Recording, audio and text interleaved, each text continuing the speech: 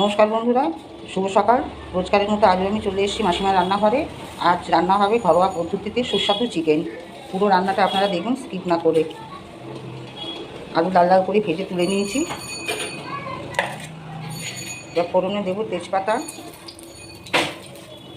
ছোটো এলাচ, দারচিনি, লবঙ্গ, আদা ছেটো করে দেওয়া।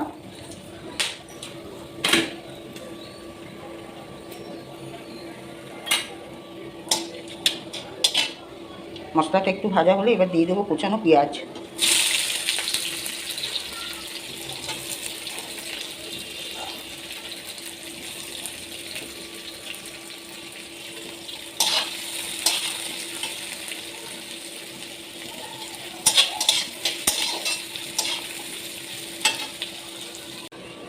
পেঁয়াজ লাল লাল করে ভেজে নিলাম, ভাজা হয়ে গেছে।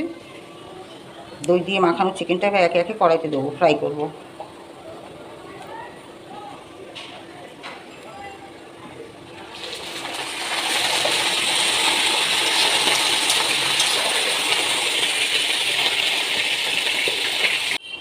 চিকেনটা ফ্রাই হয়ে গেছে, এবার দেবো একে একে আলু, ভেজে রাখা আলু।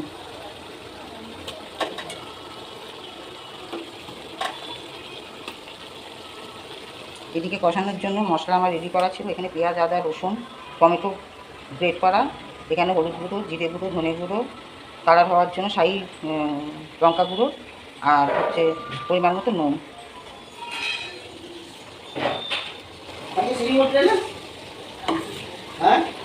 এবার মশলাটা কষানো হবে। চিকেনটা কষানো হয়ে গেছে, তেল ছেড়ে গেছে চিকেনটা দিয়ে। এবার দিয়ে দেবো জল।